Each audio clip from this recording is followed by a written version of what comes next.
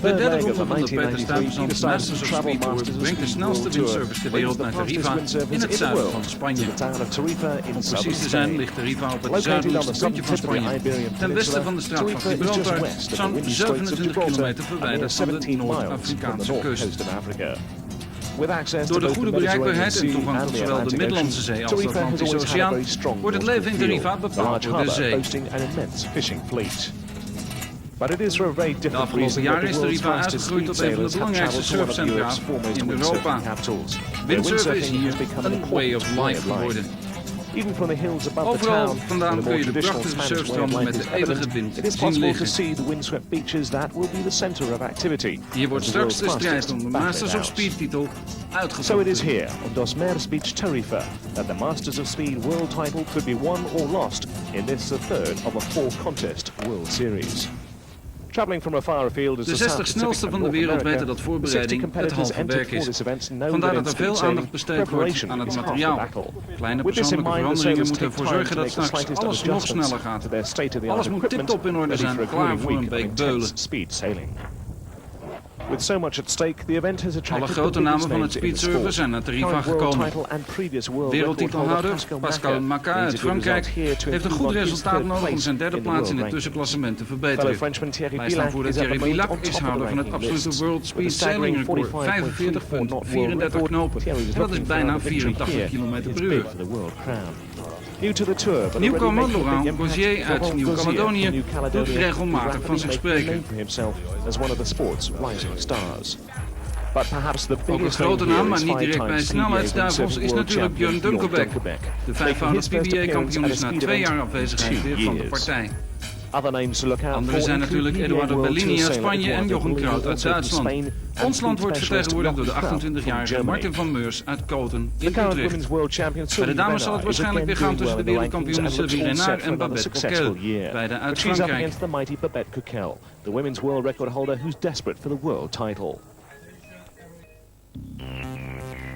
Zometeen de speedsurf op Tarifa, waar records aan flarden zouden gaan.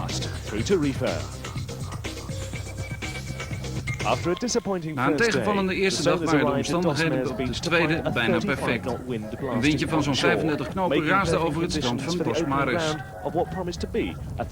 En dat bracht ook het publiek naar het strand, popelend om de wereldsnelste aan het werk te zien. Er zijn 4 openzee-etappes voor het wereldkampioenschap. Saint-Maurice-la-Mer, Brest, Tarifa en de laatste Fuerteventura. Speedsurfen is echt beulenwerk.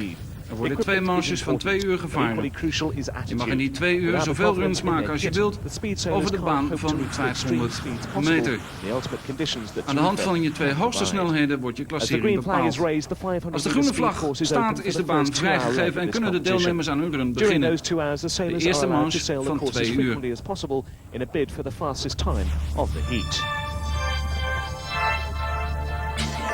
De Fransman Laurent Gauzier zet als eerste goede snelheden op de knokken, geholpen door het relatief gladde water en de aanlandende wind.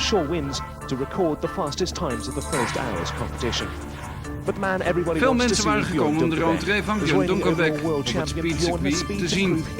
Voor het eerst sinds 2 jaar wil hij zich weer meten met de cracks.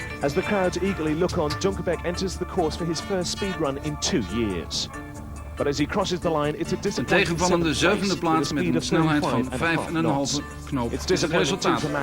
Teleurstelling ook bij Pascal Maka. Hij moet door een gebroken trapeze vroegtijdig naar de kant. As the round goes on, Thierry Bilac begins Later to is het assert his Thierry Bilac, authority, nu measuring the 36 early jaar oud, efforts die of laat the zien Zeer. wie de baas is. But then back Hij on the water verbetert is de tijd van world Dossier. champion Pascal Maka. The speed En dan specialist terug op het now water competing regerend full-time on wereldkampioen the PBA Pascal World Maka. Tour. Maka Een is echte renowned speed for his specialist. persistence En and met de dedication, 92 en having 85 twice kilo. before held the world 2 keer speed eerder in record. 82 en He streaks 86 down was the hij course, houder but van it's het still not enough snelheidsrecord. to move into the top 3. 36 knopen is goed genoeg voor de vierde plaats tot nu toe. Another full-time PBA Ook vaste PBA-deelnemer Eduard de Bellini heeft problemen. problemen. Het gaat gewoon niet hard genoeg. In tegenstelling tot José Barrador uit Guadeloupe, die in de eerste manche de hoogste snelheid op de klokken knalde, 40 knopen en een beetje. Toch was het niet genoeg om Björn Donkerbeck te verslaan. Voor zijn regelmaat was hij gemiddeld het snelste van de dag. En dus moeten we ook bij speedsurfen weer rekening houden met Donkerbeck. Ook bij de dames wordt er hard geknokt. Zoals gewoonlijk gaat de strijd om de eerste plaats tussen Babette Coquel met zeil 31 en Sylvie Renard. Ondanks de 35,5 knoop van Coquel kan ze niets uitrichten tegen een ontketende Sylvie Renard, die als een vis in het water is in deze omstandigheden. En zij leidt de dames na 1 dag. Door de sterke lewantewind konden 3 manches gevaren worden. En dat betekent 6 uur afmattende competitie. Aan het eind van de dag stond Thierry Bilac er goed voor. Maar door consequent snel te zeilen leidt Björn Donkerbeck na 3 manches, terwijl het toch iets heel anders is dan dat hij gewend is. You really sail against the watch and the timer and yourself. And if you do one mistake on the course, you lose time. If you do no mistakes, then you are faster than the other guys. It's just a different challenge. It's good fun, especially if the wind's going to get stronger, like 10, 20 knots more. Then it's going to get really interesting. Dit is niet de eerste keer dat Donkerbeck speed surft. In 1991 nam hij ook deel aan de wedstrijden van Tarifa. Hij viel toen aan het eind van een spectaculaire run, maar vestigde toch een nieuw openzee snelheidsrecord van ruim 80 km per uur. Crashing out spectacularly at the end of this run. But still, setting an open sea world speed record with a staggering 80.26 kilometers per hour. Present at that event, ook hier aanwezig en regelmatige bezoeker van Tarifa, de Brit Peter Hart. Hij vertelt ons waarom juist Tarifa de ideale speedsurflocatie is. The ideal speed sailing location. It's the wind. That is the windiest place in Europe officially. Look at any statistics and it'll tell you. But not just that, it's very accessible. You can get to Tarifa by car from anywhere in Europe. It's good motorway lengths. There's great campsites where you can just leave all the kit. And it's a good atmosphere in the town as well. It is the centre of European windsurfing. I think at last count there are about 15 surf shops, four-board manufacturers, sail manufacturers, and it's where people come to develop equipment, train. It is the centre. Tarifa just has grown up that fast and that constantly because the wind conditions we've got here are, well, one of the best in Europe, I'd say. And it comes because of the Strait of Gibraltar. We've got on the European side, the Sierra Nevada with 3,400 meters. On the African side, you've got, well, just the big mountain you see on the other side of Sidi Musa, which has got 700 something meters, and then the Atlas Mountains. So it's a very, very big tunnel where all the wind's got to go through. So all that creates a big turbine engine, and the winds coming from the Mediterranean towards the Atlantic are concentrated in that area, and that's why locally Tarifa's got the highest winds. The third day of Tijdens de competition derde at dag the maakt Tarifa haar 1993 Masters of Speed event in Tarifa, and the wind is living up to its full potential. By midday, the speed course was being buffeted by incredible 15-knot winds, as the sailors ready Na de for a obligate dramatic day briefing van of intense wedstrijdleider Karim sailing. Dugon konden de deelnemers zich After opmaken safety voor een warnings zwaar from race dagje op het director Karim water. Goujon, the sailors could look forward to competing in some of the most dangerous of speed sailing conditions. Looks pretty radical to me, so it's going to be interesting. I'm sure people are going to get hurt, but that's part of the game, I guess. If the conditions get good, which means at the high tide, if the water is quite flat and the angle is good, which is very possible, like yesterday was very good, it's very, very possible that the record will break today. to do a record, you need to have a good power. And I don't know if I have enough power to do it. I will try to do. I think maybe tonight we have the good conditions with the high tide, so maybe we can break 45 knots. And I hope someone does it today, because it could be nice again and would give more credit to the events and to the World Tour to break a world record during a speed event. Yes, the wind is good, but at the moment it is not possible to break the record because of the tide. But maybe this afternoon, when the tide comes in, it may be possible to do 50 knots. Oh yeah, I'm scared. I'm not scared, it's exciting, but you have to worry about if you do break down or something like that. Just, you know, how you're going to get back in again. You can sail back up if you stay close in, but if you get wiped, you won't be able to water star, and it could be a nice involuntary trip to Morocco, which I think is very nice this time of year. The combination of 50 knot winds harde and wind choppy en seas did onrustig nothing water to is deter the niet echt enthusiasm ideaal. of the sailors. Days like this Het valt ook niet mee om je boord en je uitrusting elke keer weer naar die start te slepen. Toch had iedereen er zin guarantee in. a spectacle of unrivaled proportions. As the first competitors took to the water, survival was the key. The combination of high winds at low tide throwing an impossible chop which claimed several victims. Careful wind speed checks Windsnelheden worden nauwlettend in de increasing gaten gehouden. wind speeds, with Uitschieters gusts van of up to 60 knopen is knots echt keeping een beetje even te veel van het the goede. windsurfers firmly on land. The thing is, lots of wind, but it's too choppy at the moment. I'm waiting for the tide to come in a little bit more.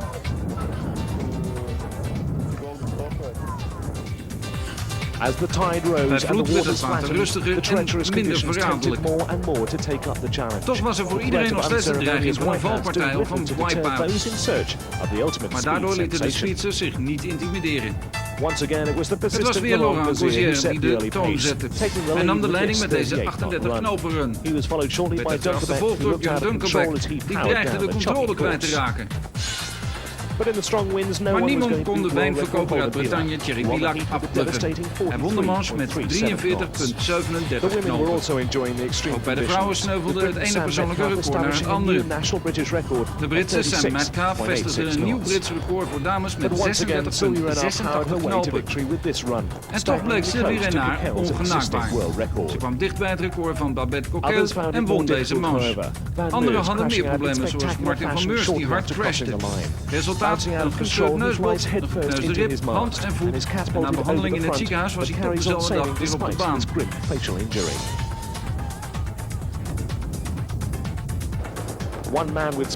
Reden om te glimlachen was er voor Dave White uit Engeland. Hij vestigde een nieuw record voor open zee op een productieboord. Hij was zichtbaar blij met zijn 41,92 knopen.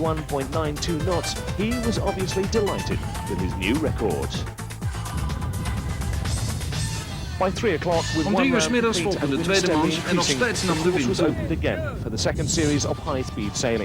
Terwijl de toeschouwers op allerlei manieren probeerden uit de wind te blijven, zochten de deelnemers juist die wind op.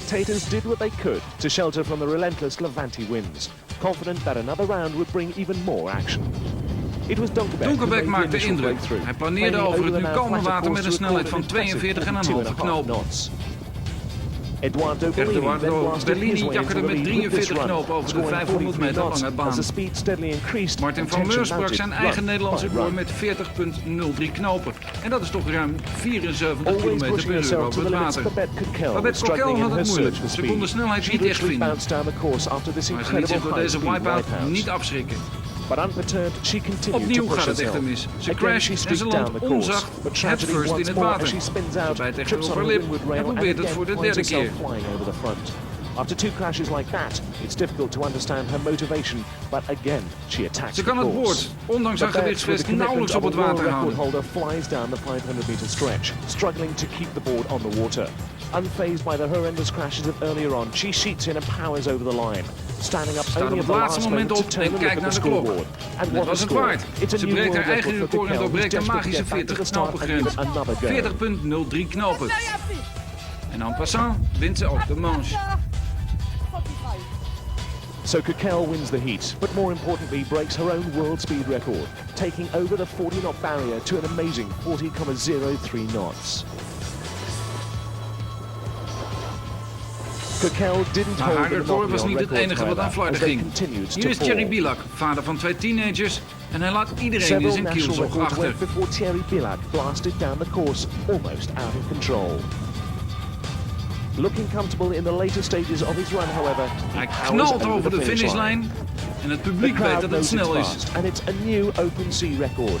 En jawel hoor, een nieuw open sea record, 43,63 knopen. En daarmee breekt hij Donkerbeck's record van 2 jaar geleden. Dus probeert Donkerbeck zelf zijn grenzen te verleggen. And taking his boom with him over the front of the sail.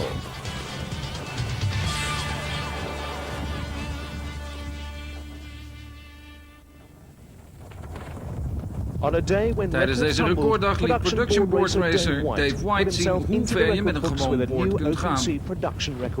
Showing the public just how far they could push the mass-produced board. The boards I have are serial production boards, and actually mine just comes straight in with everybody else's. And yeah, when the deliveries come, my boards just come out the rack, same as everybody else's. There's no difference at all. Most people have been using 2 or 3 boards for these events, but I've basically been just using the one board.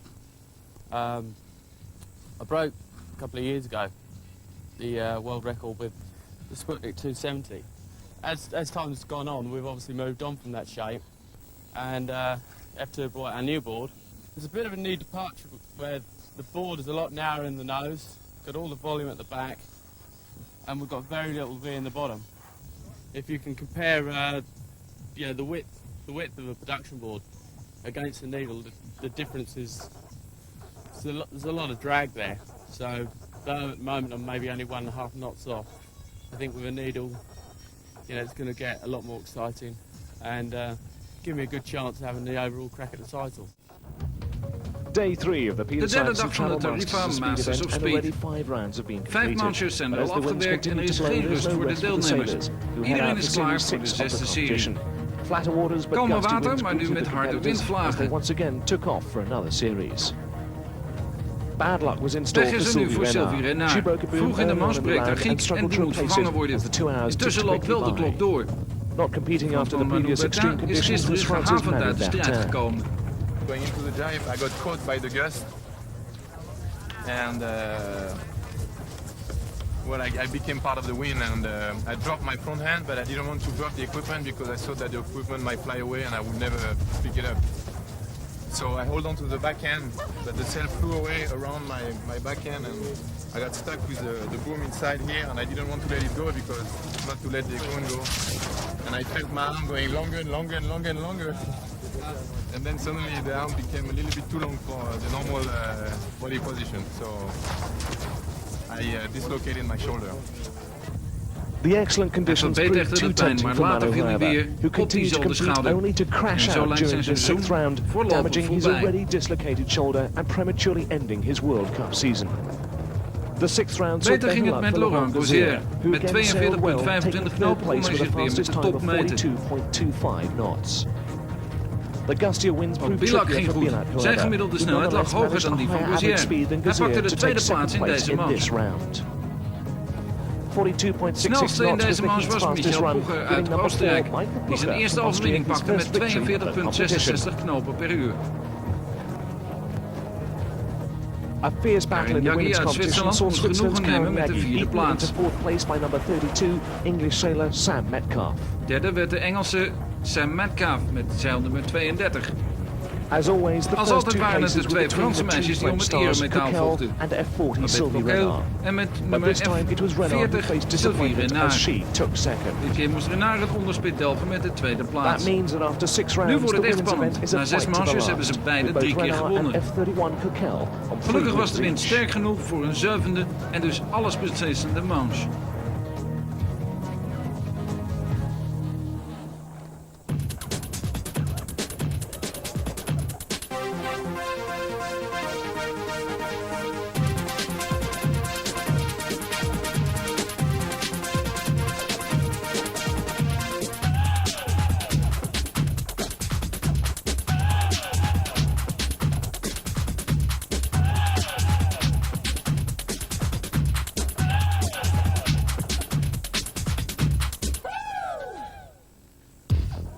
After 3 days of De intense zevende speed mans, sailing, later the op de Levante middag, winds hadden de continued to zwaardere blow, zeilers het allowing moeilijk. what was to be the Afnemende 7th and wind was in het final voordeel round of van the de event to take lichtgewichten. place in the flat waters of Dasmares Beach.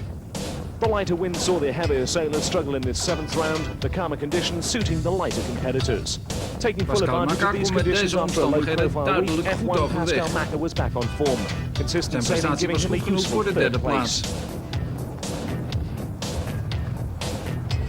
A charging Björn Björn Donkerbeck Donkerbeck showed bewees why ook in he's so kalme water successful in zijn the mannetje lighter te wind by staan. taking Een second tweede place plaats in de in laatste this last manche. heat.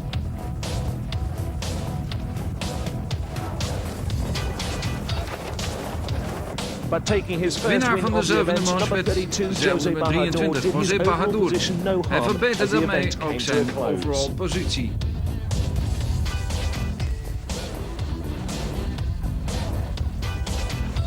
With 7 series zeven held, manches each tellen sailor de is twee allowed to slechtste discard his resultaten worst niet 2 mee. results before the final positions are calculated. En dat betekent dat bij de dames de That laatste means the manche final de women's series is the allesbeslissende crucial is. decider between Coquel Wie and gaat het Renard. worden, Coquel of 14 Renard? Jaggi already Nummer at 14 fourth Jaggi place. is al verzekerd van de And vierde 32 plaats. Sam Metcalf Sam is Metcalf guaranteed is third. derde. So the fight is down for first place as 31 Babette Coquel Babette powers down the Coquel course heeft haar looking for nieuwe victory. wereldrecord nog vers With in a het new geheugen world terwijl ze record over fresh de in the baan mind, she powert. knows that a win here would give her a perfect result.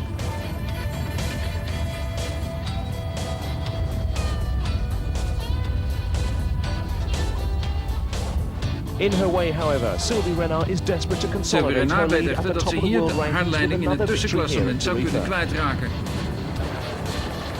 The last week has Dus seen ze haalt both nog één sailors keer take 3 alles wins uit de from 6 kast. rounds, so the winner of round 7 takes the event.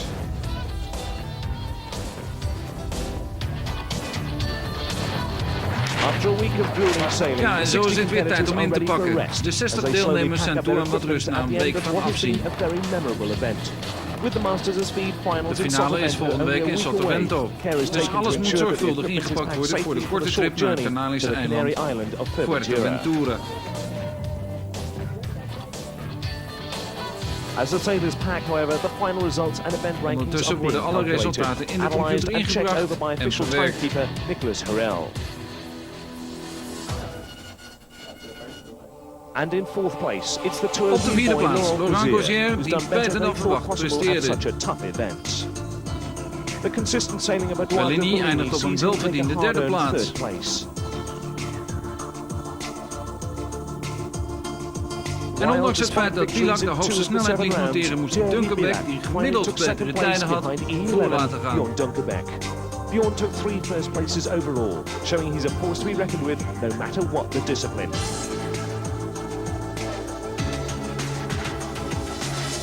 In a Bij very de dames close is de women's uitslag event, als volgt. Britain's Sam Metcalf wordt takes derde. third. And after that Babette thrilling Coquel dit last keer round tweede, final, achter it's Sylvie Babette Renard, Coquel die who 4 ends van up de in that 7 second manches place wist te spot. winnen.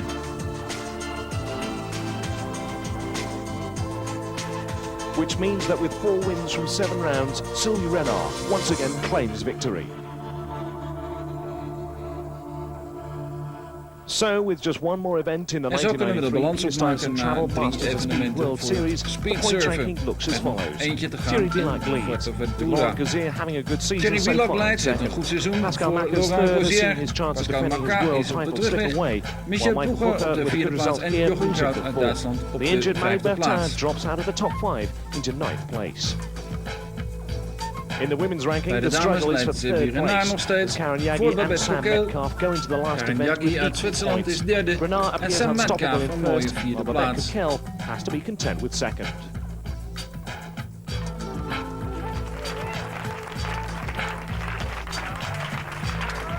For the meantime, though, it's En zo all komt er na een smiles and week keihard congratulations knokken to the tegen de winners. elementen As een the einde closing aan de award één na ceremony laatste brings to ronde an om het end what, by all wereldkampioenschap accounts, has speedsurfen. been a remarkable event.